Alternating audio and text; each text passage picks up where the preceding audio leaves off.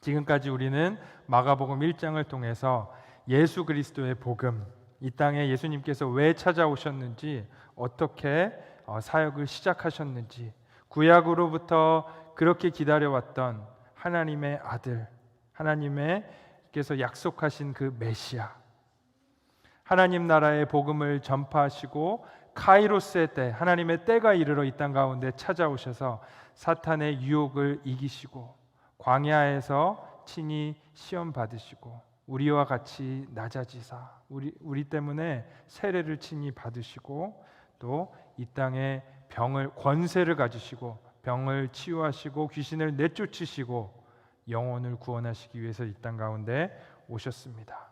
그리고 이제 마가복음 2장부터는 좀 더 자세하게 예수님의 이야기들이 나옵니다. 오늘 우리가 마지막으로 읽은 이 마가복음의 1장 마지막 부분은 1장과 2장을 연결하는 가교와 같은 역할을 합니다. 오늘 이 말씀을 통해서 하나님께서 우리에게 어떤 말씀을 주시는지, 어떻게 저와 여러분들이 이 주님의 그 말씀 앞에 어떠한 부르심으로 나아가야 하는지, 어떻게 응답해야 되는지를 우리가 함께 살펴보고 또 순종으로 나아가는 저와 여러분들이 되시기를 축복드리겠습니다.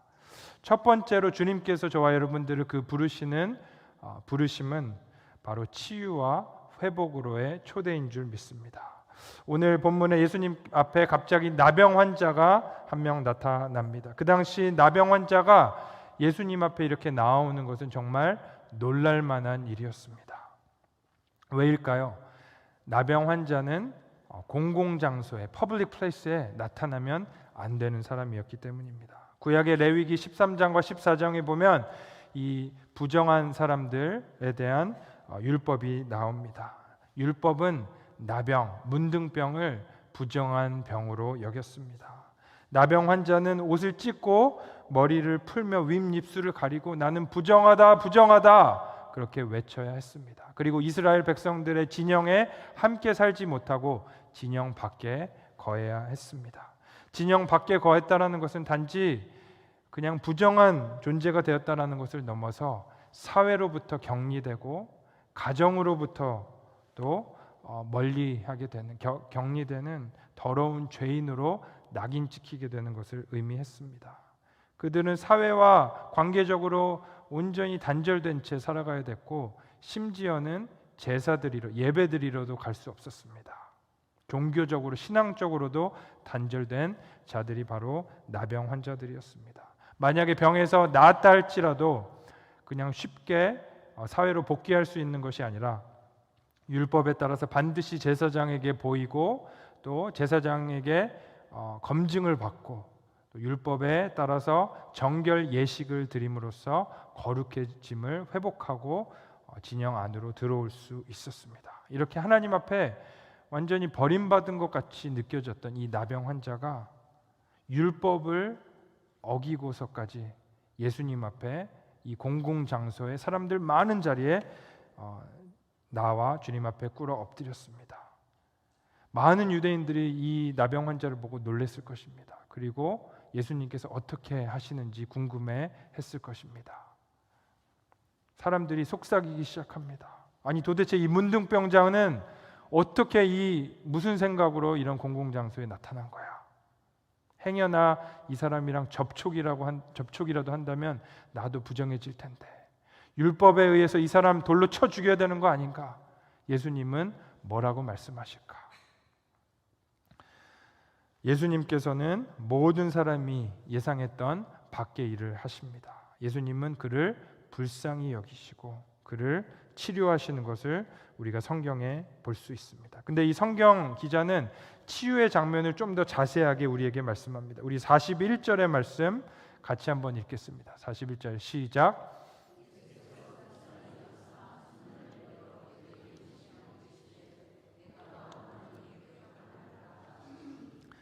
예수님께서 그를 치유하셨는데 성경 기자는 좀 더 자세하게 설명합니다. 뭐라고 설명해요? 손을 내밀어 그에게 대시며, 손을 그에게 대셨다라는 거예요. 뭐가 일어났습니까? 접촉이 일어났습니다. 지금 우리 시대에는 바이러스가 너무나 심각한 문제가 되기 때문에 너무 이렇게 깊이 사람들과 접촉하는 것을 꺼리는 시대가 되어 버렸습니다. 저도 몇 주 전에 플루에 걸려서 교인분들과 성도님들과 최대한 접촉을 하지 않으려고 조심하고, 또 가족과도 조심했던 접촉을 하지 않으려고 애썼습니다. 마스크를 쓰고 집에서도 있고 그렇게 지냈습니다.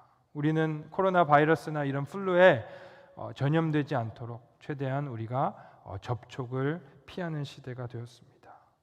마찬가지로 유대인들은 모든 부정한 것에서 접촉하지 않도록, 자기가 부정해지지 않도록 정결한 거룩을 유지할 수 있도록 항상 애쓰고 주의 깊게 그것들을 지켜야 했습니다.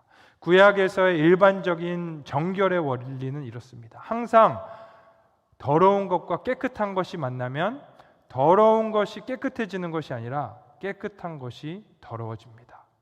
부정한 것과 정결한 것이 만나면 항상 정결한 것이 그 정결을 잃고 부정해지는 것입니다.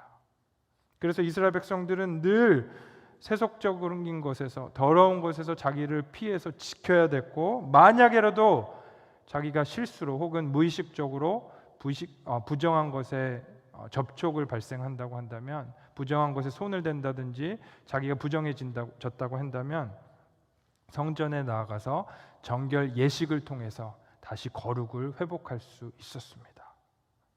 그래서 오늘 이 나병 환자는 아무와도 접촉해서는 안 되는 것이 율법이었습니다. 접촉하는 순간 그는 더러워지고 부정해지기 때문입니다. 근데 오늘 예수님께서 그를 어떻게 치유하셨대요? 직접 그에게 손을 대시며 접촉하시며 치유하신 것입니다. 왜 예수님께서는 그것을 우리에게 보여주시고 나타내셨을까요? 이 말씀을 통해서 다시 한번 예수님이 누구신지, 이 땅 가운데 무엇을 하러 오셨는지 저와 여러분들에게 말씀하고 선포하고 있는 것입니다. 바로 예수님이 그토록 우리가 기다리던, 우리를 죄에서, 사망의 권세에서 우리를 회복시켜 주시고 용서해 주시고 참된 하나님의 나라로 이끌어 주실 메시아이심을, 구원자이심을 선포하고 있는 것입니다. 예수님께는 어떠한 더러운 죄도, 어떠한 더럽고 추악한 악행도, 어떠한 질병도 접촉이 일어난다 할지라도 예수님을 더럽게 할 수 없고 악하게 만들 수 없습니다. 예수님이 누구시기 때문에요? 바로 하나님의 아들이시기 때문입니다. 오히려 주님과의 접촉을 통해서 우리가 깨끗해질 수 있고, 모든 주님과의 만남을 통해서 우리가 거룩을 회복할 수 있다라는 것을 오늘 본문이 선포하고 있는 것입니다. 구약에서의 성전은 항상 사람들이 찾아가는 성전이었습니다. 항상 주님 앞에 죄 사함을 받기 위해서, 제사를 드리기 위해서 예루살렘 성전으로 깨끗함을, 정결함을 회복하기 위해서 찾아가야 했었습니다. 그렇지만 예수님께서는 이제 구약의 성전의 시대가 다 끝이 났다, 더 이상 예루살렘의 성전은 유효하지 않다라고 말씀하십니다. 더 이상 찾아가는 구약의 원리가 아니라 찾아오시는 신약의 원리, 복음의 원리를 선포하십니다. 주님께서 친히 찾아오시는 성전이 되신 것입니다. 저와 여러분들은 더 이상 성전에 가서 예물을 드리고 제사를 드리지 않아도 됩니다. 주님을 이 땅 가운데 성전으로 찾아오신 주님과 접촉하기만 하면, 주님과 만나기만 하면, 주님을 받아들이기만 하면, 주님을 여러분들의 주인으로 모시기만 한다면 여러분의 모든 죄와 모든 질병과 모든 지금까지 지어왔던 과거의 죄, 현재의 죄, 미래의 죄까지도 주님께서 사해 주시고 죽음을 이기게 하시는 놀라운 영생의 구원의 축복을 허락하심을 여러분들 믿으시기 바랍니다. 여러분 주님을 만나시길 바랍니다. 성경 기자는 예수 그리스도가 바로 하나님의 아들이시다 일관되게 다시 한번 선포하고 있는 것입니다. 우리에게 찾아오시는 성전된 주님을 만날 때 우리가 우리의 죄가 사라지고 하나님의 그 속성에 따라 우리가 거룩해짐을, 주님의 그 의를 받아들이고 우리 역시 거룩함을, 의를 회복하는 것이 바로 우리가 얻은 구원의 실체인 것입니다. 사랑하는 여러분, 그것이 단지 예전부터 들어왔던 그 복음의 그 머리에 지식으로만 그치는 것이 아니라 2000년 전에 이 땅 가운데 찾아오셨지만 여전히 새로운 복음의 시대를 여시고 저와 여러분들의 삶 속에 유효한 하나님 나라의 복음임을 믿으시기를 축복드리겠습니다. 여러분의 가장 큰 두려움이 무엇입니까? 여러분의 가장 큰 아픔이 무엇입니까? 여러분의 가장 큰 실망과 수치가 무엇입니까? 주님을 만나면, 주님과의 접촉이 일어난다고 한다면 어떤 것도 문제가 되지 않습니다. 어떠한 두려움도 더 이상 두려움이 되지 않습니다. 어떠한 수치도 주님께서 영광으로 바꾸어 주실 줄 믿으시기를 주님의 이름으로 축복드리겠습니다. 어떠한 죄와 사망의 권세도 예수님과 접촉하게 한다면 죽음을 이기신 주님께서 저와 여러분들을 승리케 하시고 구원의 자리로 이끄실 줄 믿으시길 바랍니다. 그 복음 때문에 저와 여러분들은 어떠한 상황 속에서도 기뻐할 수 있습니다. 어떠한 상황 속에서도 우리는 감사할 수 있는 것입니다. 사도 바울은 그래서 이렇게 고백했습니다. 빌립보서 4장 13절의 말씀 우리 같이 읽겠습니다. 시작. 내게 능력 주시는 자 안에서 내가 모든 것을 할 수 있느니라. 내게 능력 주시는 자 안에서, 내게 능력 주시는 자 안에서 내가 모든 것을 할 수 있다. 이 말씀은 단지 저와 여러분이 좋은 집을 사고 건강하고 단지 그냥 장수하고 평생 편안히 살다가 간다, 그런 말씀이 아닙니다. 사업이 잘 되고 성공할 수 있다, 단지 그런 말씀을 하는 것이 아닙니다. 이 말씀의 배경은 사도 바울이 감옥 속에서 갇혀 있으면서 내가 비천에도 처할 줄 알고 풍요 속에도, 풍부함 속에도 처할 수 있다. 나는 자족의 비결을 배웠노라. 그가 선포하면서 이 말씀을 전한 것입니다. 내가 감옥에 있지만 나는 감사하고 찬양할 수 있습니다. 내가 이 예루살렘의 궁궐에 있다 할지언정, 초가 삼간에 있다 할지언정, 아무도 나를 알아주지 않는 이 어두캄캄한 이 자리 가운데 있다 할지언정, 나에게 힘 주시고 나의 도움이 되시고 나의 피난처가 되시고 나를 구원하시고 나를 지탱해 주시는 그 하나님의 손길 때문에, 나를 위해 피 흘려 죽으신 예수 그리스도의 그 구속의 손길, 그 사랑 때문에 내가 감사할 수 있습니다. 내가 모든 것을 할 수 있습니다 라고 고백하는 것입니다. 사랑하는 여러분, 저와 여러분들의 고백이 되기를 축원드리겠습니다. 예수님께서 이 나병 환자에게 손을 대시고 말씀하자 병이 떠났습니다. 깨끗하여졌다라고 성경은 말씀하고 있습니다. 근데 40절에도 보니까 그가 나음을 입었다라고 말씀하는 것이 아니라 깨끗하여졌다라고 성경이 표현하고 있습니다. 이 헬라어 성경 원문의 표현을 보면 두 가지의 의미가 있습니다. 육신의 불완전이 나음을 입은 것이고, 두 번째는 죄가 사함을 받고 영적으로 정결해졌고 깨끗해졌다라는 말씀을 우리에게 의미를 전달해 주고 있습니다. 이 사람은 자신이 가지고 있었던 이 나병으로 인한 그 고통, 그 문둥병으로 인한 육체적인 질병이 회복되었을 뿐만 아니라 그가 지금까지 더럽고 부정한 죄인으로 취급받고 손가락질 받았던 그 관계적이고 사회적이고 이 마음적으로 정서적인 모든 문제 가운데서 하나님께서 그를 높여주시고 치유하셨을 뿐만 아니라 모든 죄의 문제, 영적인 문제까지도 주님께서 회복시켜 주시고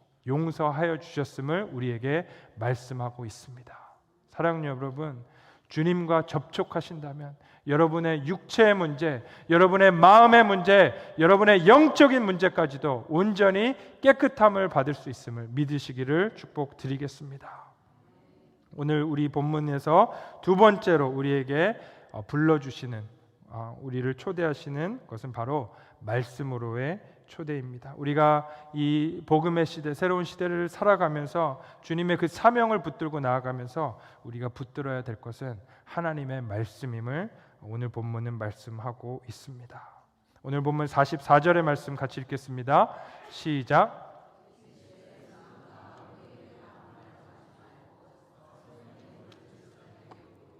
내가 깨끗하게 되었으니 모세가 명한 것을 드려 그들에게 입증하라. 많은 사람이 이 말씀을 읽고 조금 의아해하고 궁금해하기도 합니다. 예수님께서 왜 아무에게도 이 기적의 말씀을 전하지 말라라고 말씀하셨을까요? 이 주님에 대한 소문이, 주님에 대한 기적이 더 멀리 퍼지면 좋은 것이 아닌가요? 라고 우리가 그렇게 생각해 볼 수 있습니다. 근데 주님께서 계속적으로 하셨던 말씀과 내용을 우리가 살펴봤을 때 주님은 자신의 사역이 왜곡되지 않도록, 자신의 그 사역의 본질, 왜 예수님께서 이 땅 가운데 오셨는지, 하나님 나라의 회복과 그 복음을 전파하기 위해서 오셨음을 사람들이 잃어버리지 않도록 우리에게 말씀하시고 충고하시고 경고하신 것을 우리가 이해할 수 있습니다. 사람들은 기적과 치유에 환호합니다. 자꾸만 치유와 기적에만 포커스를 맞추는 것입니다. 근데 주님의 사역은 단지 기적을 베풀고 사람을 고치는 것에서 끝나는 것이 아니었습니다. 사람들이 자꾸 본질을 잃어버리고 기적에만, 눈에 보이는 것에서만, 그들의 감정에만 초점을 맞추는 것을 경계하신 것입니다. 그래서 주님께서는 나병 환자에게 아무에게도 알리지 말라라고 말씀하셨습니다. 기적과 치유와 은사와 축사를 우리가 무시해도 된다라는 그런 말씀이 아닙니다. 그렇지만 더 중요한 것은 영혼을 구원하고, 더 중요한 것은 하나님의 말씀을 따라서 하나님께서 우리에게 허락하신 그 사명을 쫓아 순종하며 살아가는 것이다 라고 우리에게 말씀하는 것입니다. 우리가 기적에 너무 집중하면 말씀을 무시하는 경우가 있습니다. 기적과 초자연적인 그런 사역에만 너무나 몰두한 나머지 정말 하나님의 말씀이 우리에게 뭐라고 말씀하시는지 그 기준을 우리가 놓쳐버릴 때가 있다라는 것입니다. 귀신이 떠나가고 병이 치유되는 것은 단지 일회적인, 순간적인, 일시적인 치유이고 사건들입니다. 그렇지만 우리의 삶 속에서, 매일매일의 삶 속에서, 삶의 치열한 현장 속에서 우리는 하나님의 말씀을 붙들고 그 말씀을 표대로 삼아 살아가야 하는 것입니다. 예수님께서는 그렇게 하기 위해서 나병 환자에게 엄히 경계하시며 단지 제사장에게 나아가서 병이 나은 것을 보여주라고 말씀합니다. 이것은 율법에 기록된 내용이었습니다. 예수님은 율법을 폐하러 오신 것이 아니라 율법을 완성하러 이 땅 가운데 오셨습니다. 그래서 이 사람에게 율법대로 제사장에게 보여라. 단지 기적에만 초점을 두고 말씀을 무시하는 것이 아니라 우리는 말씀대로 살아가야 되는 것입니다. 말씀을 통해서 겸손과 인내, 하나님의 그 뜻을 깨닫고 그 부르심과 사명 가운데 나아가야 되는 것입니다. 그렇지만 안타깝게도 이 사람은 하나님의 말씀, 주님의 말씀을 끝까지 온전히 순종하지 않았습니다. 자신이 어떻게 치유함을 받았는지 온 동네방네 나가서 소문을 전하고 다녔습니다. 그래서 어떻게 됐습니까? 45절의 말씀입니다. 같이 읽겠습니다. 시작. 그러나 그 사람이 나가서 이 일을 많이 전파하여 널리 퍼지게 하니 그러므로 예수께서 다시는 드러나게 동네에 드러나지 못하시고 오직 바깥 한적한 곳에 계셨으나 사방에서 사람들이 그에게로 나아오더라. 그 결과 예수님께서 우려하셨던 일들이 벌어졌습니다. 예수님의 말씀에는 관심이 없고 예수님의 치유와 예수님께서 행하신 기적에만 몰두한 사람들이 주님을 찾아다니기 시작한 것입니다. 그래서 예수님은 그 동네에 공공연하게 들어가지 못하시고 마을 바깥에 한적한 곳에 가셔서 사역을 하시게 되었습니다. 이 말씀이 이제 복음 사역 가운데 부르심을 받은 저와 여러분들에게 주시는 하나님의 음성임을 믿습니다. 주님의 말씀보다 앞서거나 뒤처져서는 안 됩니다. 주님이 말씀하시면 나아가고 주님이 멈춰 서라고 하면 멈춰 서야 하는 것입니다. 주님이 사랑하라고 하면 사랑해야 되고 주님이 용서하라고 하면 우리는 용서해야 하는 것입니다. 너무나 기도 응답 받았다고, 너무나 내 의욕에 넘쳐서, 나의 열정에 넘쳐서 공동체에게 상처를 주고 하나님의 뜻을 이루기보다는 나의 의를 나타내는 것을 우리는 조심해야 하는 것입니다.